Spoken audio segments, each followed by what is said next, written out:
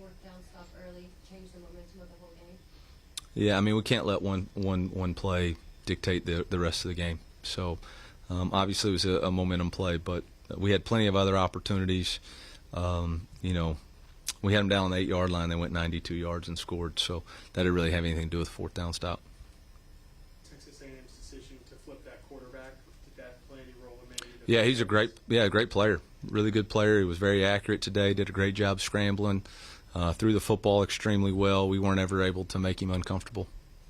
Coach, the defensive line didn't get much pressure early on. How'd that end up impacting the rest of the game? Yeah, I mean, we didn't do much of anything well on the defensive side of the ball today. Coach, what was your message to your guys in the locker room? You got one or two choices. You know, you can fall apart or you can dig deep and find resolve to get better.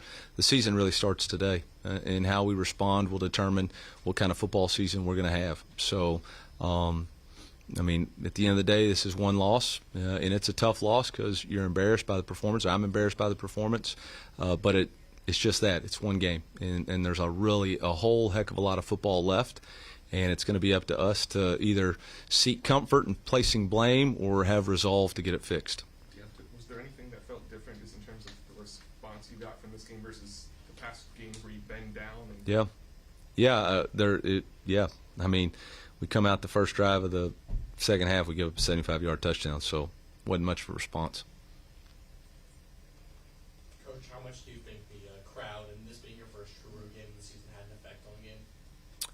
I mean, they had a great crowd, and but at the end of the day, there's a 100-yard football field, and you're responsible for being ready and prepared, and I'm responsible for making sure that happened, and didn't get it done. Did you give any consideration to pulling Brady or starters near the end there? Why? We're trying to establish some sort of rhythm. I mean, we're obviously not playing well, and the only way to get better is to play, and so no, I never even considered it. Coach, when you evaluate yourself and you say you need to do better, when you look to next week, are there things you've changed tangibly, or is it just more of a motivating factor for yourself? It's all on the table. Everybody. I mean, we got to compete. We weren't competitive, and that's not Mizzou football. That's not what we've worked really, really hard to be about. So if we're not competing, then that's on me, and I got to get that fixed. So everything's on the table. Coach, how do you feel like preparation went through the bye week? Do you think you guys had good practices and good on good stuff to come into this game? Yeah, I mean, we did more good on good in the past 2 weeks than I've probably ever done as a head football coach.